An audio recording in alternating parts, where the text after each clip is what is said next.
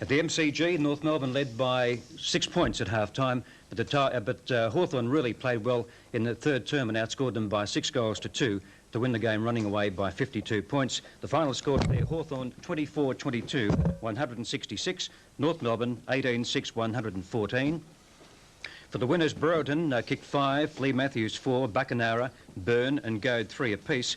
And for North Melbourne, Blight kicking 5 today with his yearly total now to 103, Tanner 3, Atkins, Phil Cracker and Kelly 2 apiece. And to cover the game today, Doug Bigelow, Doug Haywood and Geoff Leek. And first of all, it's looking to see where you were there for a moment, Doug Haywood. It's pretty hard amongst those giants at Bigelow and Leek. They worried me for about 30-odd years.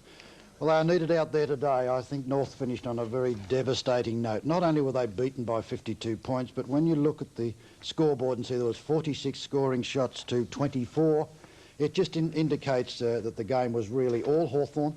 At half-time, North led purely because they'd kicked so straight, and then there was this devastating second half which really completely demoralised North.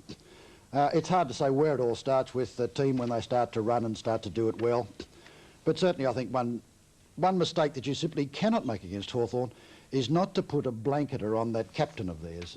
He was simply unbelievable today. I'm quite used to eulogising about him, and I've called him an unfair advantage and all sorts of things, but today, those legs that looked like tree trunks got around like a junior. He was feeling a lot better today, which he told us last night in our footy show, and he really was quite astonishing. And time again, he got the ball far too easily with nobody molesting him, which you've got to do all the time with lethal leads. Chris Moog takes it well. Downfield it goes looking for the captain. He can't take it, well spoilt by Dench. Byrne comes in and does it brilliantly. Gets a long one out to Lee. Lee shepherds perfectly. On to kick off the ground by Brereton again from Goad. Well, Doug, how impressed were you with the Hawks today? Oh, they looked superb, Peter. I think the exciting thing for them, of course, is Brereton. Loveridge has been a sensation, was a great player. He was best and fairest in their thirds last year. They pulled this young fellow who was third best and fairest in the under-19s last year in, and he played like a veteran. Again, a wonderful captain's game from Matthews. He tried so hard to bring him into the game in the first quarter. His first kick of Lee's was to kick it towards him and give him confidence. The confidence was highly warranted. He was quite sensational, and there doesn't seem to be any doubt there might be a star of the future found here for Hawthorn. Peter Knights, I thought, played a magnificent first quarter and then wasn't seen on the ground again, so you've almost got to put a question mark against Peter Knights like you've got against Jeffrey Southby. He didn't appear, so he's a worry. But they were just so impressive all over the ground, and some of the players who didn't play, so many who didn't play well last week, like Jeff Ablett and those people who kicked the ball out of sight. Very impressive performance, Pete. Well, Doug, let's have a look at the new chum, the apprentice, as we called him in the intro tonight, Dermot Brereton, scoring one of his 5 goals. Well, he should be on full pay. He's not there at the moment. All right, okay. I don't blame him. He's gone for a toss when he deserved it. He's gone back for his kick. Geoff Leek, at half-time, North led by 6 points. I didn't see the game. I was out at VFL Park, but were you surprised with the enormous turnaround after half-time in the match? I was, in the way it happened so quickly, Peter, the turnaround. As Doug mentioned, North were right in there because of their straight kicking. And they had Dempsey winning every centre bounce, and I just can't understand when you have a champion like Dempsey who can win just about every ruck contest throughout the day, that you can't take advantage and let the opposition run away with it. But I felt that North probably finished in line of their performance during the season. They were undermanned, there's no question about that, compared to, to Hawthorn today. They were good enough to make the finals, but they were not good enough to go on and get into the grand final. And Hawthorn were just so much better. I felt the Hawks grew up today. They grew up on that ground, overcome last week's debacle, as it were, thrashed, and of course they thrashed North Melbourne a few times. So their effort today was superb. The Cracker brothers were very disappointing. They had 7 kicks between them. Certainly they kicked 3 goals. Phil got 2 and Jim got 1, but they were just overrun today, swamped by much taller and bigger opponents. Surely they missed Glendinning was taken off in the first quarter. He was, as always, has been a great player at centre-half back, so they were minus factors for them. Wayne Schimmelbusch, who's in the studio tonight, was brilliant. He couldn't produce that extra burst that North got from him last week over that hamstring injury. He had a little bit of a fade out in the later stages, and they relied too much on Malcolm Blight as a forward to get them through the game, and that was North's probably their very sorry story. But they couldn't get through that Hawthorn back line, and they were very strong. And another youngster that Hawthorn have plucked out of the air is Gary Ayres in the back pocket. He's marking and he's kicking and clearing in defence great. Comes into a system. They're almost similar builds. Well played Law. In trouble but gets it to Dench, and Dench loves to run. Off he goes downfield, sends a long one to centre half forward. Airs from behind. Great mark. Well, certainly a great performance by the Hawks. I didn't think they could bounce back. Doug Bigelow, what was your assessment of their performance? Well, I think Geoff mentioned about Glendenning being taken off. He received rather a severe leg injury, and he was carried from the ground, which I thought did upset North Melbourne to some extent, to a great extent, really. It was to their credit. I thought that they were in there with a chance at half-time. They had a lead of 6 points, and really it was just the brilliance of Hawthorn that they were not able to overcome. But you have a look at the brilliance of Matthews. Young Loveridge was an excellent player for them. We could just go on. But I thought most of the Hawthorn attacks did spring from their half-back line, where Chris Muir was an excellent player. Kennedy never made a mistake all day, and it was this shortness, I think, throughout that North were unable to overcome. Blight was a good player at full forward. It was a shame that North had to bring him out to centre half forward, but it was just they're just not good enough on the day. I think they just tapered off. Their back line wasn't nearly as good as it usually is either, and Big Burn up there for Hawthorn was a player who was a fellow that looked dangerous right throughout. His height had North defence in a lot of trouble, quite a deal. Kick towards the forward pocket now. But Buckenara has been a star in this second term. Boots the ball into the goal square to Michael Byrne. He's got it! And he puts it through! Oh, incredible football! Great stuff! Well, the disappointing part, I guess, for North is that they've recruited extensively and expensively, for which I've admired them over the last couple of years.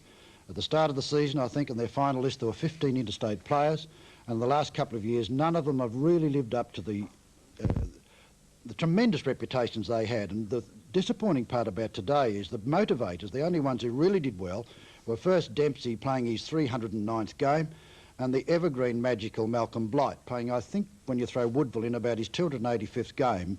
He kept on trying and trying. As Douglas said, he went to centre half forward, but he still was the only man in the forward line who looked like getting North out of trouble. There's Blight now. Beautiful lead. Everything about that move, magnificent. Comes out to Kennedy, in turn to Matthews. Good play, up towards Loveridge. Henshaw from behind, down to Dempsey, to McCann. No pressure on the North Melbourne defence. Oh, Atkins all by himself. Who's his opponent? Atkins chips it into Blight. Clever play. That is superb mark by Geoff, what about the big man power of Payton? And I think Doug mentioned Gary Dempsey a short time ago. Well, Dempsey clearly won the contest all day. Ian Payton tried very hard. He played some good football around the field, took some fine marks, did some smothering, but it was Dempsey's day. He's just too good. And as I mentioned before, that it's a shame that North couldn't take the advantage today, because Hawthorn were there to shark what the good work that Dempsey was doing. But he was a man above men today for his ruck work, with his marking as well around the ground. Took one sensational one-hander. Because they're leading by 47 points. Dempsey gets another tap down, but the Rovers aren't there. Buckenara bears down on the ball. He can't quite pick it up under pressure from Atkins, and he's forced over the boundary line for a throw. Here's the umpire to bounce it with Gary Dempsey playing his 309th game and still playing brilliantly. Nice lead burn, but far too unsuccessful. Down to Abernethy from Dempsey. Out wide it comes towards Kennedy. Great hand pass has been the pattern of the play. Well, Doug Bigelow, with the game fairly well poised at half-time, was there a definite turning point in the third term? Yes, I thought there was, Pete. There's one fellow at Hawthorn, he wears number 19 jumper, and that's a fellow by the name of Alan Goad, and he's all around at finals time. He's in and out of the side, I know that, but he's got remarkable ability, and he kicks some astounding goals. Well, 3 of them were from at least 70 metres out. And he got pretty good support, of course, from, at that particular time, Jeffrey Ablett on the wing. Ablett, renowned for his astounding pace, didn't let anybody down today, and it was with ridiculous ease that he was able to clear away. But I must pay some mention to young Loveridge. I thought he was an excellent player along with Matthews. But Matthews, just an astounding fellow with all those possessions. He was really great. Payton charges toward Dempsey and beats him for that one. Demetrio gets it taken away nicely by Russo. Here comes Lethal Lee. Across it goes. No, he balked beautifully. Steadies and shoots for goal and rams it through. Well, the blockbuster. Well, Wayne Schimmelbusch is with us tonight. We hope, Wayne, it would have been on a happy note, but a disappointing note after last week's encouraging performance against the Bombers. Yes, it was very disappointing. Wayne, when you have such ruck dominance and don't get the ball away from the centre, How do you explain it today? What happened? It's not only really today, it's been happening all year. I think even the last time we played Hawthorn, I was there that night as well. Demps won that day and got most of the knockouts, but I think the opposition rovers and ruck rovers realise that he's going to get it and put themselves in a position where they can just cut us off at the last minute. Is it no longer as significant as it used to be in the days of that man beside you, Geoff Leek, the big tall fella? I don't think it is. I think most sides now would just want a bloke in the centre that can contest. And as long as the ball gets to the ground, it's then up to the better side that can get the ball out of the centre. Well, you were lacking on the forward line today, Wayne. Obviously, you were expecting more, but were you disappointed in the Cracker Brothers' performance? They had 7 kicks between them for the day. Well, obviously they played badly, but they weren't the only two. We had a lot of players down, including myself, and most of them were on the forward line, so it's hard to win games if you haven't got players on the forward line getting the ball and kicking goals. And then finish up moving one of your winners, winger, Keith Gregg, to the back line to look after Buckenara. Yeah, Keith played very well, I thought, on the wing, and then he played even better on the half-back line where he shut Buckenara right out of the game. Yes, he's a great player. Well, Buckenara was good early, yeah. Well, what an encouraging start from Phil Carman and those mistakes that he lapses into. What effect does that have on? I know he's a great guy, but... It's hard to say, really. He does give away far too many free kicks for his ability. I'd probably blame his coaches from a long time ago. Let him get away with it. Because, you know, at his stage now where he's 32, he's got some bad habits and he just can't get out of them. We've tried all year, but he just keeps falling back into them. Where do you rank Hawthorn? Are they the best side you've met on today's performance? No, I still fancy Carlton, I think, to win out of the final 3. Wayne, at half-time going in with the lead of a goal, what was the feeling in the rooms during the half-time break? We thought we'd done fairly well in the first half, although, as the men had said, that Hawthorn had a lot more scoring shots, but we were pretty pleased with our first half. I think it was fairly even in the desperation side of things. We were both diving on the ball, but I think in the third quarter was when we lapsed a little bit in that area and let Hawthorn steamroll us. Well, Doug said before, how do you assess Hawthorn? What are their strengths? I mean, they're not the roly-poly, knock-on-at-all-costs team they used to be. Well, I think their strengths are that they've got 20 players that all have a go at once. It'd be very hard to find any player in the Hawthorn side ever that doesn't have a go. And that's their biggest strength, I think. You got badly undermanned, I thought, at one stage in height. When Bryant, in particular, had to go back on Byrne, it really seemed as if that you were really gone from that moment because no matter when, Byrne didn't take all the marks, but you never had a chance to relieve. They're always coming to the ground, weren't they? No, Ross going off early in the piece sort of made us a little bit undermanned in height straight away. It was a bit of a blow. How severe is the injury to Ross? Well, at this stage, I don't really know, but I think it might be a strained medial ligament. He'll probably go in hospital on Monday for an exploratory operation. Do you think he could win the Brownlow? I think Ross has played enough best on the ground performances early in the year to probably give it a good shake anyway. I think he's probably played 6 or 7 of them, which, you know, give him 821 votes.